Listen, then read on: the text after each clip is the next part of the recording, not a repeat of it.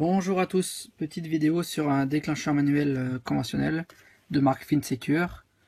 Donc la référence est BBG C0216 et c'est la gamme Nemo C. Donc c'est un déclencheur manuel conventionnel. Donc quantité 1, numéro de série.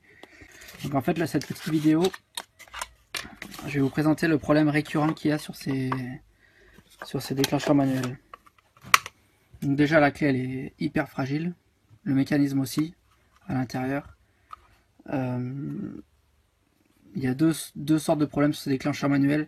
C'est quand on appuie, le ressort il est soit enlevé à l'intérieur, donc ça fait pas la membrane ne se décale pas, ou alors à l'intérieur il y a un petit contact, qui ne se fait pas non plus si la membrane ne se déclenche pas. Voilà. Ben, on va voir ensemble. Donc là quand j'appuie,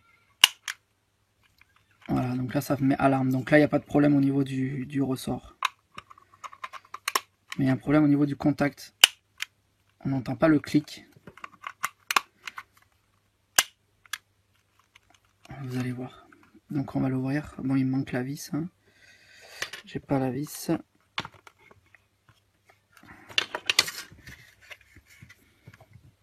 Donc là, c'est les borniers.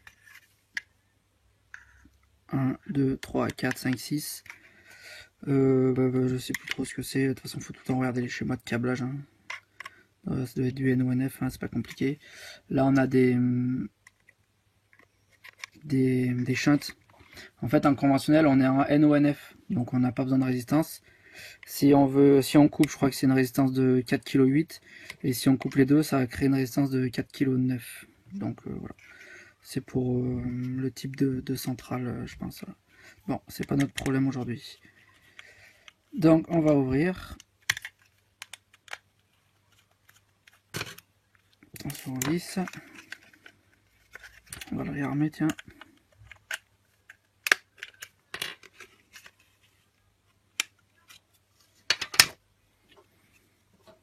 Voilà, donc on a une membrane plastique. Enfin, on a un capot de plastique là.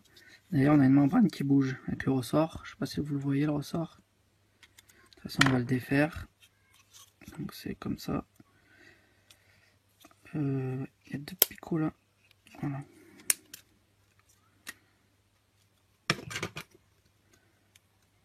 Voilà, donc on a ce ressort là. Lorsqu'on déclenche, en fait, ça vient faire coulisser la membrane. Vous voyez, là c'est normal, là c'est en alarme. Là c'est normal, là c'est en alarme. Et en fait, le fait de coulisser comme ça, il y a cette patte là qui vient faire contact sur celui-là. Enfin, qui vient appuyer plus ou moins. Là vous voyez, on entend bien là. Donc ce qui se passe en fait, c'est que quand il est déclenché, ça fait pas le contact. Vous voyez là. Là si j'appuie, le contact se fait pas vraiment appuyer. On entend bien là, regardez. Écoutez. Alors que si on appuie juste, enfin un petit peu, ça fait rien. Alors que si on appuie bien. Donc ce qu'il faut faire, c'est faut tordre légèrement la patte. Pas trop, au risque de la casser. Donc moi ce que je fais, c'est que j'appuie et je tords la patte un peu plus haut. Pas trop sinon. Sinon ça va toujours être appuyé dessus. Donc ici on a le ressort. On va remettre tout ça. Le ressort il va là. Attention, clac clac. Donc quand on le remet, il faut bien que le contact passe après la butée, sinon ça va pas être bon.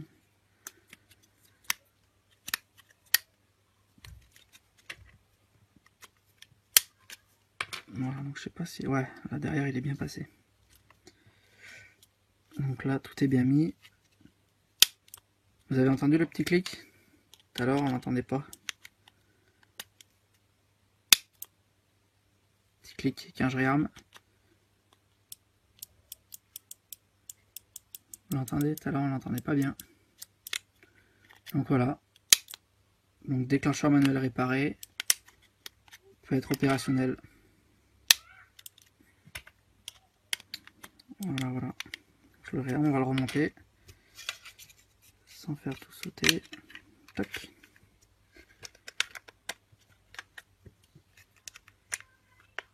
Deux petites vis.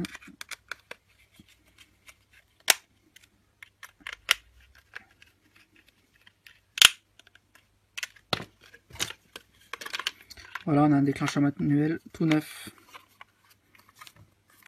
Les nouveaux, ils ont un petit trou là, en haut. Et les nouvelles clés aussi pour le déclencher, en fait, clac. Mais je l'ai pas là, ça c'est une vieille génération de déclencheurs.